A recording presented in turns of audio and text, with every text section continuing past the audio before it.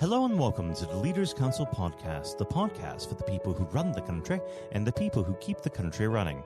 You join us on yet another sunny day here in the capital. I'm Matthew O'Neill, and today, as always, we ensure that we have a variety of distinct perspectives on leadership. First, we're joined by Tim Butler, founder and chief executive of Innovation Visual, a creative and results-focused digital marketing agency based in Surrey. Tim, hello.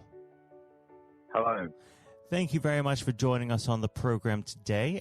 Now, normally we get directly into the subject of leadership, but considering the ongoing COVID situation, we must start there. How has this affected your business?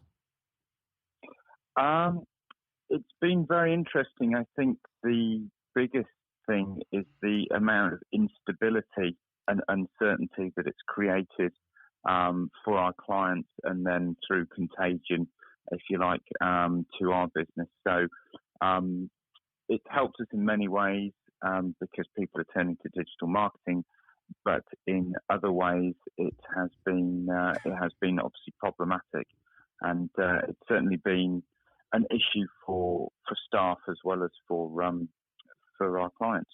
What sort of new procedures have you put into place to deal with the effects of COVID and the restrictions surrounding it?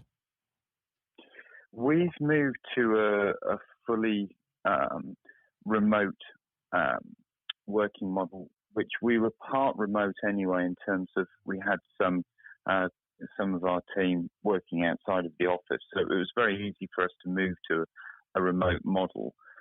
That's been the major change for the team and for myself. But our working practices are still relatively similar in terms of what we do. We just collaborate in slightly different ways, using more video calling.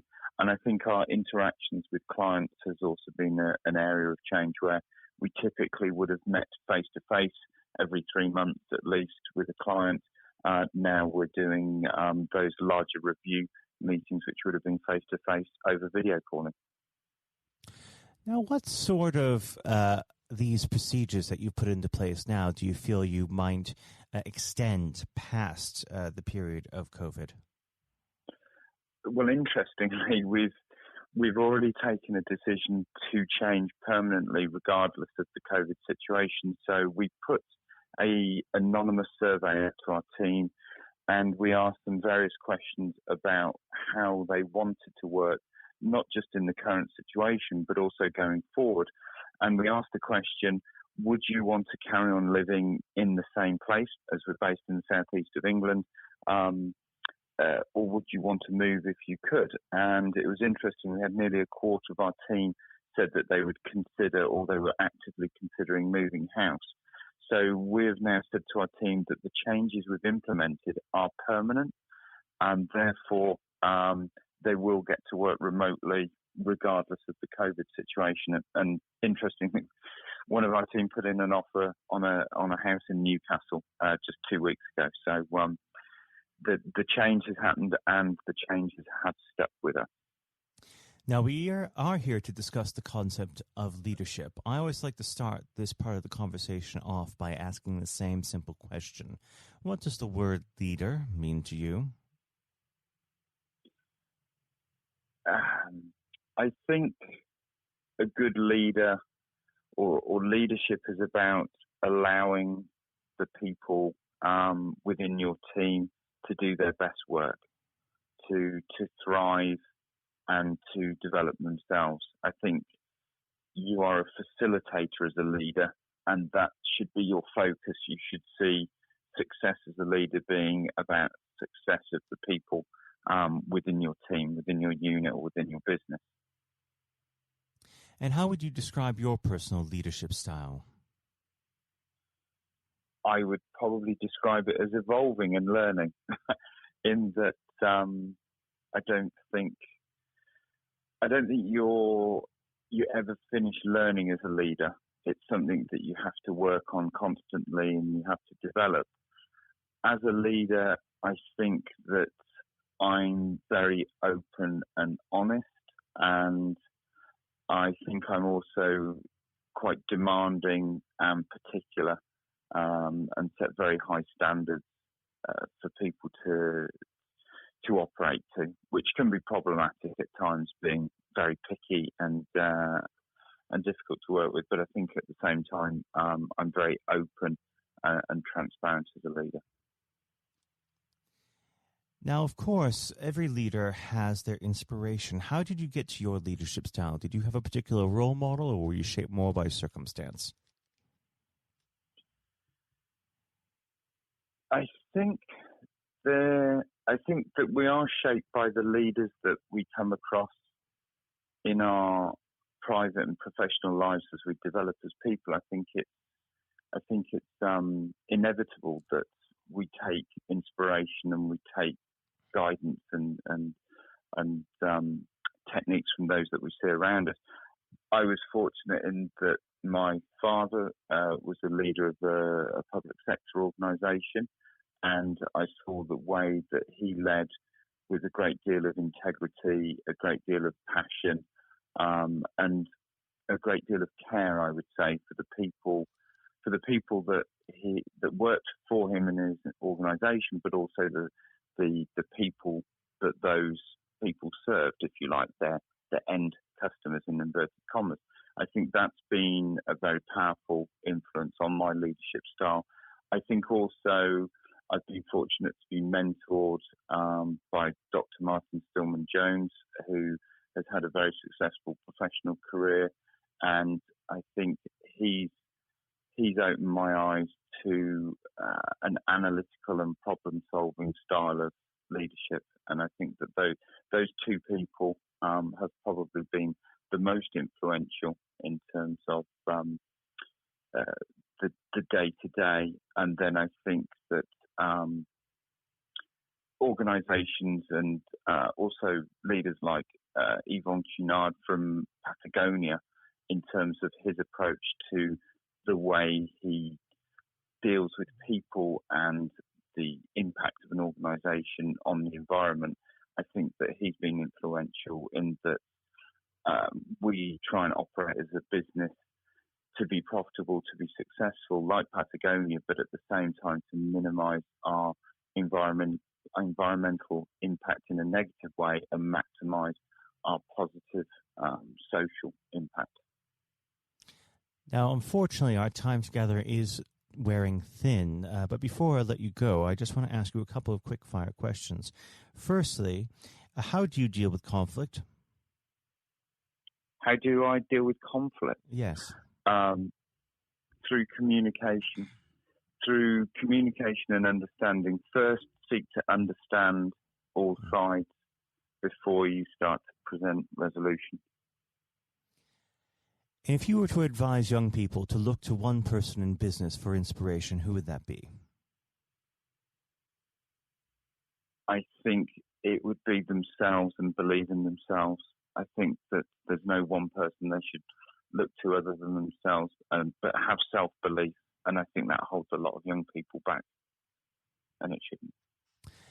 And what does the next 12 months have in store for Innovation Visual? I think that we're going to be at the forefront of challenging times to help people change the way that they communicate with their customers and their prospective customers. And it's going to be a very exciting time due to the challenge, but we're looking forward to that. Well, Tim, I'd like to thank you very much for coming on the program today. It's been a pleasure to have you. And, of course, we'll have to have you at some point in the future. But I think for now, all that's left to say is goodbye. Goodbye, and thank you very much for having me on the program. That was Tim Butler, founder and chief executive of Innovation Visual. And now, if you haven't heard it before, is Scott Challoner's exclusive interview with Sir Geoff Hurst. And now, ladies and gentlemen, without further ado, we extend a very warm welcome to a special guest in Sir Geoff Hurst, who joins us on the programme today. Sir Geoff, good morning. Good morning. How are you? Very good, thank you. It certainly is a wonderful day forward, isn't it? It is. The weather's pretty good at the moment. I hope may it last.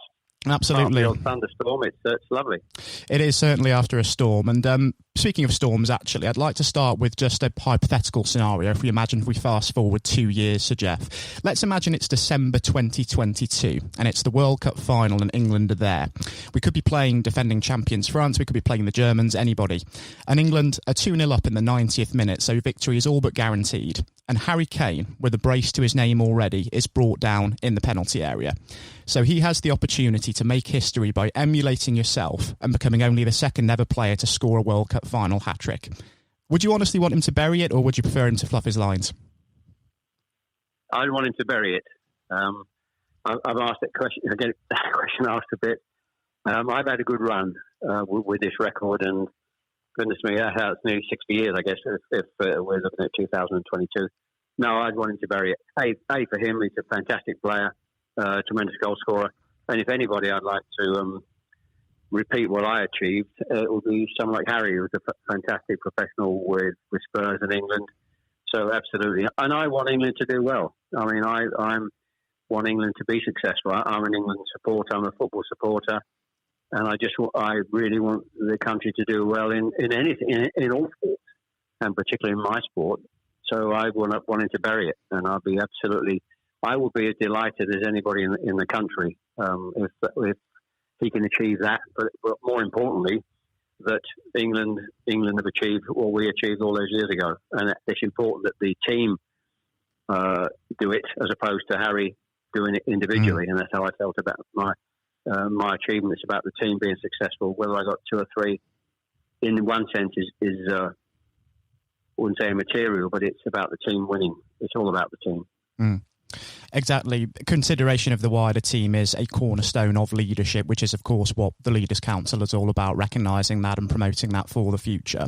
But if we sort of flash back 54 years to that moment in 1966 when you were bearing down on goal, I understand that a lot of people always ask you the question about whether you actually knew there were people on the pitch at the time, and there's quite a bit of a joke about that, but there's something else that I'm actually interested in. I understand, we all know what happened, the ball nestled in the top corner, England won 4-2 and lifted the World Cup, but you've often described that as being a miss-hit finish sometimes before, haven't you? Yes, I think people... I recall exactly what's amazing. I can recall exactly what I was thinking at that moment, obviously a crucial moment in the game, towards the end of the game. I knew the game was nearly finished. As the ball came to me initially, I was actually, with my back to goal, I was actually looking at the referee 10 yards from me in the middle of the park, and he was waving at the whistle in his mouth, but waving play on with both arms, indicating quite clearly, of course, that the game was nearly finished.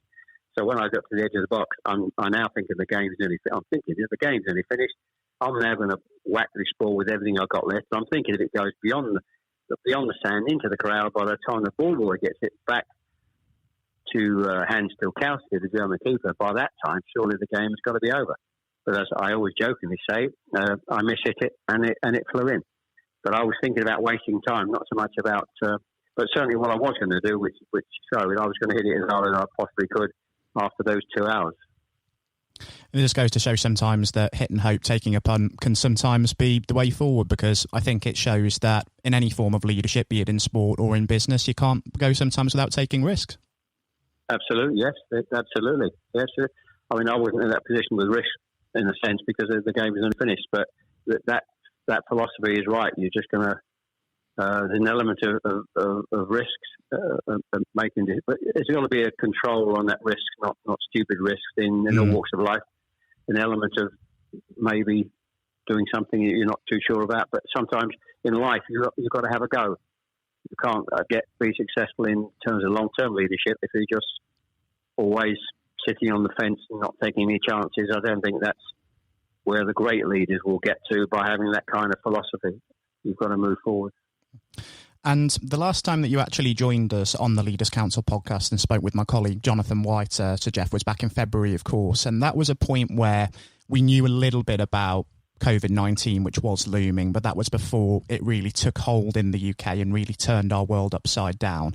And before that, this summer was meant to be all about the England national team once again, who were going to the European Championships. But that's in a way now been replaced by the National Health Service, and we've been supporting the health service and applauding their efforts, and we're hanging out thank you banners displaying drawings of rainbows, very much in the same vein that you'd see the George Cross adorning most households during a major tournament year. Do you feel there are parallels between the sense of national unity that we've discovered during this time and the spirit of 1966? Oh, absolutely. Particularly the recognition of the NHS with what they're doing. And I think it was a great idea during that period where they asked everybody to stand outside their houses and clap and congratulate the NHS for what they were going through. And I think it's been criticism in the past, of course, the NHS on how it's run, whether there's enough funding for it and so on. But really, we begin to realise during these turbulent times how absolutely vital and important it is to have a health service that works efficiently, and to see individually the amount of people who are interviewed almost every day on the terrible circumstances they were having to work under with masks and so on, and also into what was also for me fantastic, all these people from different countries all over the world that were working in our country with the same union to be successful and help people to survive COVID. And very heartwarming. And I think that kind of feeling, I probably, as a player in 66, I probably wasn't aware at that time of the unity of the country. I've learned that over the years when I talk to people who were about 66, and they will tell you what a great day it was and where they were, remembered exactly what they were doing and the fantastic stories. So that identified then as that great unification of the country. 30 million plus viewers, the biggest TV viewing audience we've had. So today, it's certainly through this pandemic, and the NHS has been absolutely magnificent, and every single person, some very fantastic and heartwarming stories of how they're dealing with this unbelievably difficult situation from a health perspective. Fantastic. So that was really heartwarming to get out and cheer and clap on the balcony for the NHS. Fantastic. Certainly inspiring what we've been seeing from the front line as well. And flashing back just to 1966 again, just from a leadership point of view, the manager that made all of that possible and oversaw yourself and your teammates on the road to the World Cup was, of course, Sir Alf Ramsey. What sets somebody like him or Ron Greenwood apart from other coaches? Because I understand that both men had a profound impact on you, not just as a player, but also as a person as well. Well, I think that I was very fortunate. You're talking about coincidence and fortunate in your life to be at the time when I was physically at my best during those years. Born earlier or later, I wouldn't have been around physically enough, and clever enough, technically good enough to be a good player. But at that time, I'm involved with arguably the greatest coach we've seen in this country, Harry Redknapp, who's been around a long time, would still say he is the best coach he has worked with. And that's 50 years Harry's been in the business plus. And then moving on to having at national level, a great manager. And the two coincided in a sense because Ron Greenwood always said that and felt that he, as a coach of a League One club, or Premier League as it is today, it's important you prepare and teach and coach the players to be prepared to be playing in the best company, playing for England. And so he prepared us to be playing for England. And then Alf Ramsey knew the players to pick. Discipline was his big skill, making sure those players were disciplined in the right formation. So the two combined, moving from one to the other, how can you possibly be as fortunate as I was? It was just amazing. So I think I think there are two different aspects of football in terms of leadership. You've got a coach who's a team coach who's a teacher effectively. Then you've got the other kind of character who's a manager who manages people. May not be quite so good technically on the coaching aspects, but by that stage, Ron Greenwood passing a coach person to Alf, who then managed from a discipline point of view, because you're managing people from the whole country. You're not just managing a club. You're managing people, different characters, and all over the country is slightly more demanding job in that respect. So you've got to hone that lot of all over, different characters, strengths, players, into a unit to play for to represent England. So Alf Ramsey was very good at that. His discipline was fantastic. So the combination of the two, you can't say I can't be I'm so blessed to be as fortunate as I was to come across these two fantastic people in my life, in my football life. And I suppose for every Sir Alf Ramsey and Ron Greenwood as well that you have worked with, there are also coaches out there that one might work with that perhaps might not get the best out of players during their, of course, their peak. But just as much as you can learn from, of course, coaches that do get the best out of players, you can learn as much from less effective leaders as you can from good ones as well, because that experience can ultimately mould you as a person, can't it? Oh yes, I think leadership's important and coaching and teaching is important. And the great teachers and coaches and managers have that skill. Sometimes it's an innate skill in management. They have it. But I think you can learn, if you're sensible enough, to learn from people who are teaching you or coaching you. It's not the right way to go about teaching you or coaching or managing you. You can learn from that.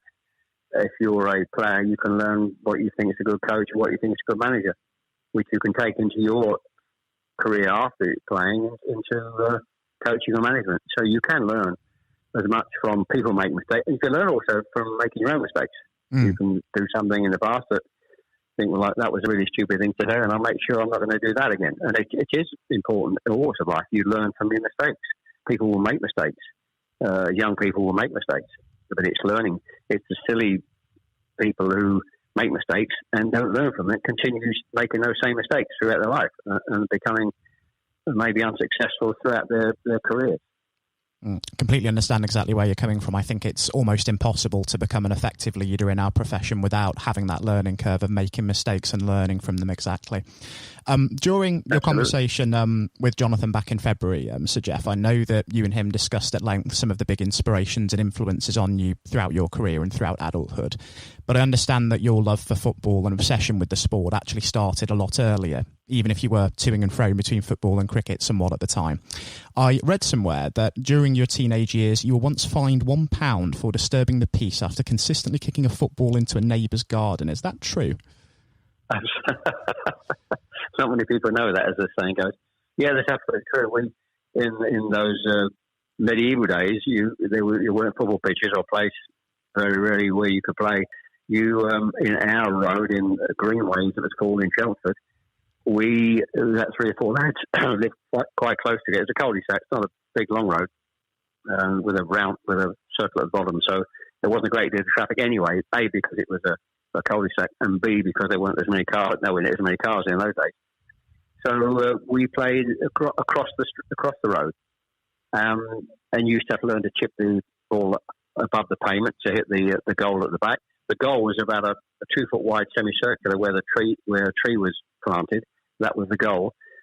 And so obviously 3 of us play football, but amongst those houses where we lived and played, there was a family and a boy that didn't play football. I think he was interested in flying, and making balsa wood gliders. And nice guy, but just didn't play football.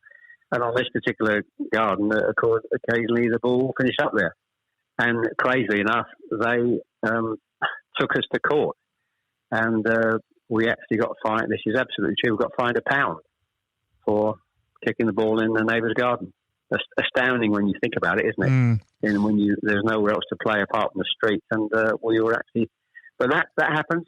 That happens. You'll hear stories. We see stories of neighbours falling out over different things. You see those stories every day. But that was certainly a true story. Absolutely true. And during that time, who was it during childhood that you really looked up to, that you thought was an inspiration to you and made you really think that going into professional sport was going to be the route for you? Well, my father was obviously the biggest inspiration for me because he was an ex-player. He played lower down for Oldham, Rochdale. We actually moved south from Manchester. I was born in Ashton-under-Lyne. We actually moved south to Chelmsford when I was probably the eldest of 3. When I was probably about 7 or 8, into this particular street called Greenways. And what he did with me, I think, was had a big influence.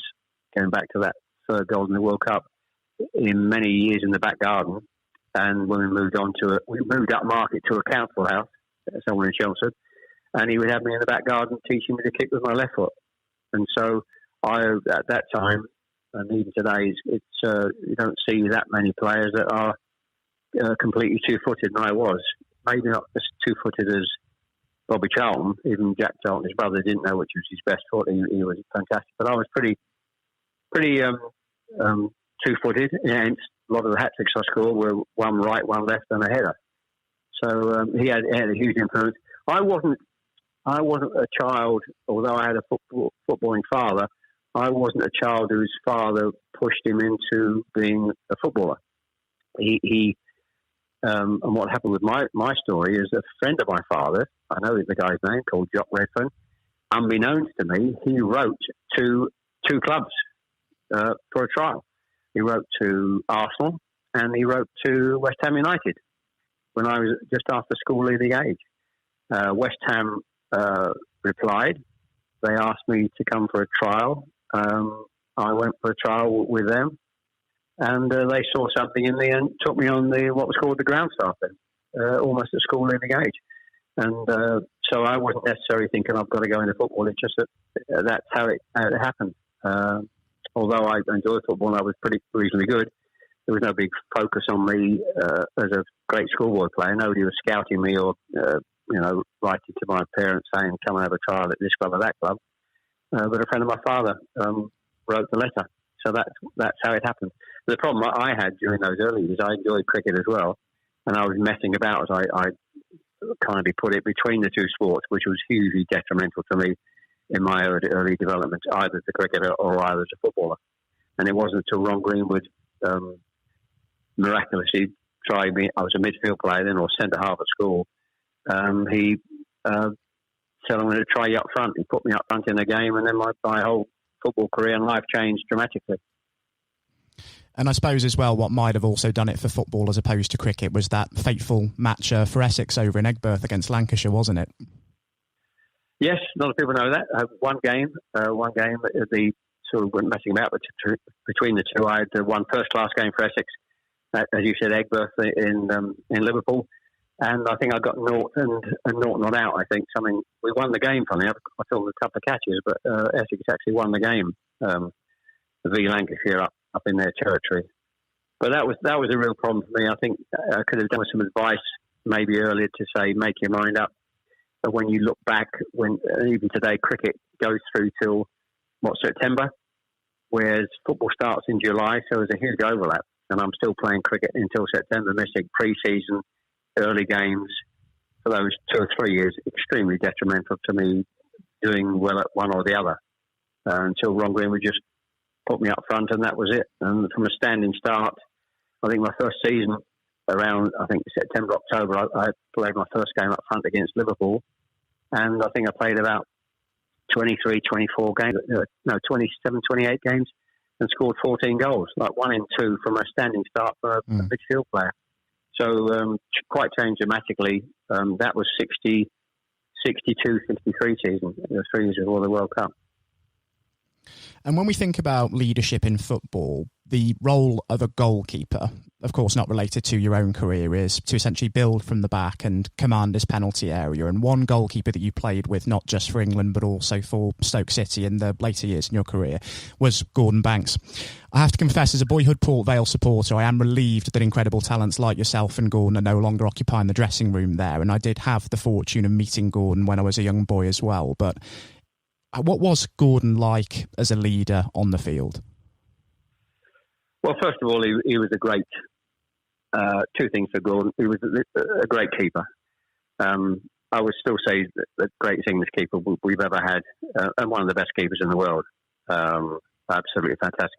Funny enough, I didn't realise, it's funny how you look at, I see when Gordon passed away, naturally, sadly, a few months ago, and obviously it's showing a lot of videos of Banksy, programs about Banksy and the great saves he made and the save against Pele and so on. But I didn't realise how athletic he was, how quick he was, athletic, springing forward to smother balls, and not just setting balls out. Agility-wise, he was absolutely fantastic. But as a character, he was a joker. He was a very kind, very mild-mannered, lovely man, the nicest guy you can possibly wish to meet. But he was a joker. He always had a joke for you. Every time you met, sometime he'd have a new joke. And people talk about him and who are close to him and remembered what a joker he was. And they're the two things that really stick out for Banksy. And we were very lucky, of course, to have that kind of. And you need that kind of quality as a world-class player when you win a World Cup. You need 4 or 5 players, which we were very fortunate to have in our team. Banksy is one of the world-class players, along with Bobby Moore and Bobby Charlton. Jimmy Greaves didn't play with a world-class player put in the squad, and Ray Wilson, our left back, I'd always argue was a world-class player. So you need that kind of quality initially if you're going to be successful in winning a World Cup. Some world-class players, and Banksy was up there, not with the best for me. And another thing from during your days at Stoke City as well was that a talented but then troubled young midfielder by the name of Alan Hudson first joined the club around the early 70s. And I know that you were asked to take him in as a lodger to provide him with a stable home during his spell there by then manager Tony Waddington.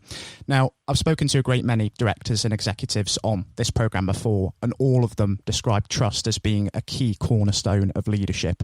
How did it feel for you knowing that Waddington trusted you to that degree to ask that of you?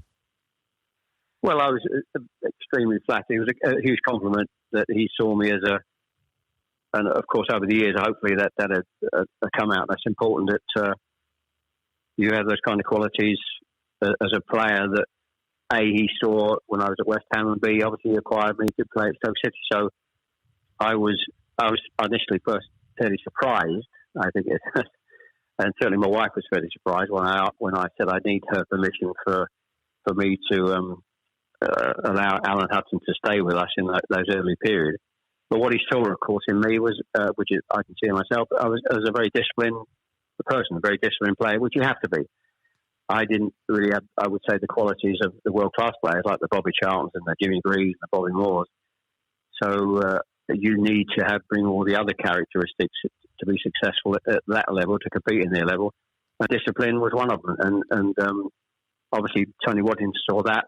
And if he wanted to he trusted me that I was disciplined enough to hopefully push some of my discipline into Alan Hudson, which we did. And in those early 6 months and couple of years, he was come up a bit heavy from Chelsea. He lost a bit of weight.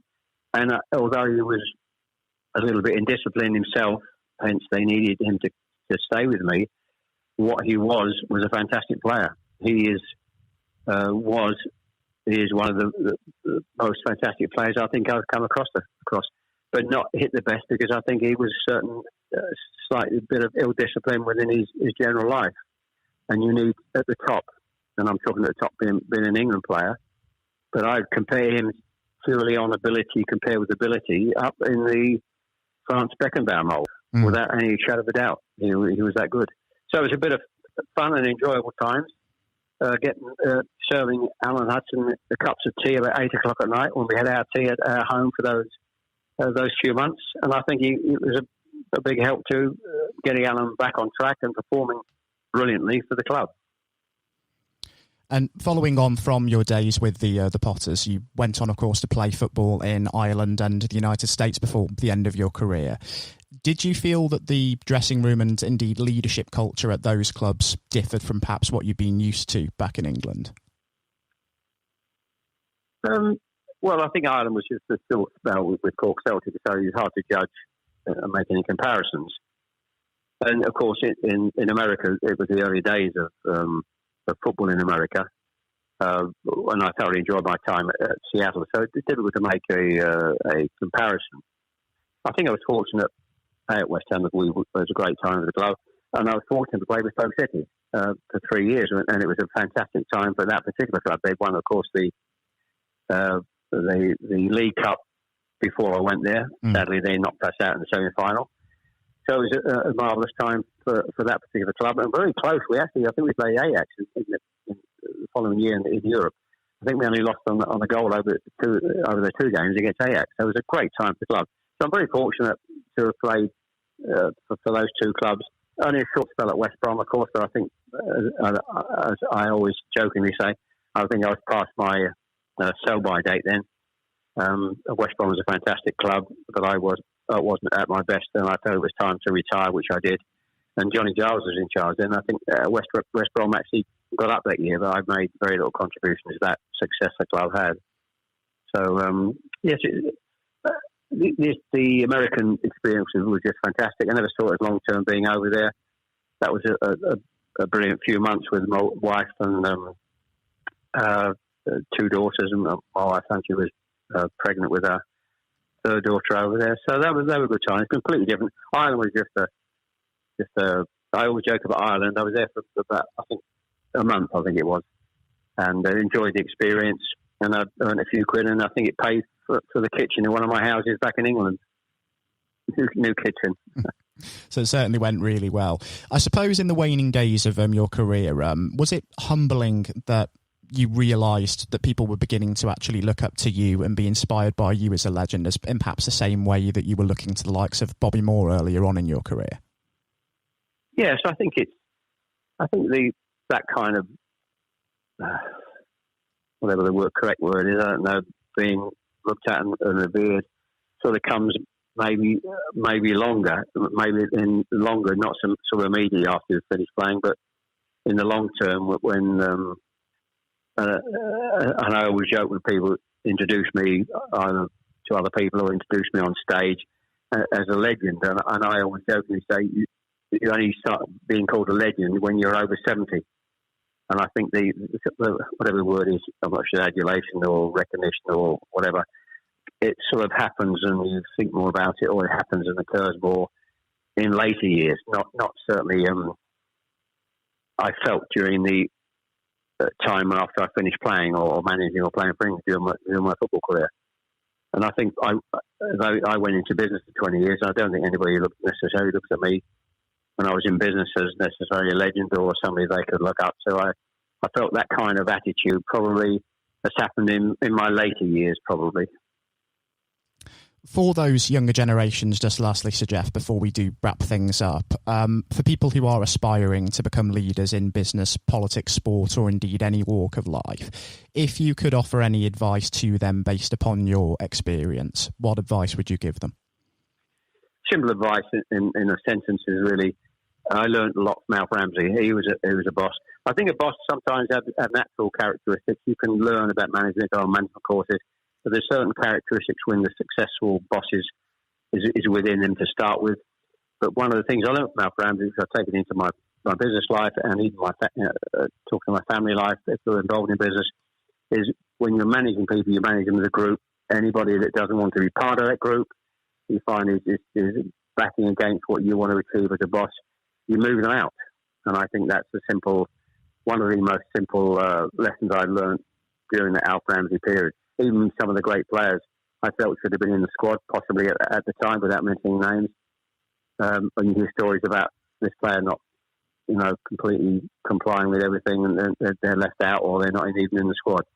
And I felt that was, and even some with great ability, I think probably didn't make it. And I think a lot of it stems down to they wanted to be, a lone champion, successful person, didn't want to be part of the group. So that for me is the key message, the single key message I would pass on to anybody who wants to manage a group of people in any walk of life. Ties in very nicely with a quote from one Nelson Mandela, in fact, that surround yourself with people who are better than you are in some ways. And I think that is incredibly sound advice indeed. Yes, it is. Very good. Good advice, yes. So, Geoff, thank you ever so much for joining us on the programme this morning. It's been an absolute pleasure having you with us to discuss your life, career and leadership. And it would be a pleasure to welcome you back on the programme in future to discuss further. Pleasure. Thank you. Enjoy being part of the programme. Thank you. Likewise. Thank you ever so much for your time again. This has been the Leaders Council podcast. Thank you for celebrating excellence in leadership with us. I have been your host, Matthew O'Neill. Until next time, goodbye. Thank you for listening to our podcast. The views expressed within the podcast do not reflect the views of the Leaders Council of Great Britain and Northern Ireland, its parent company or subsidiaries. Members of staff, other guests, or any other person therein associated.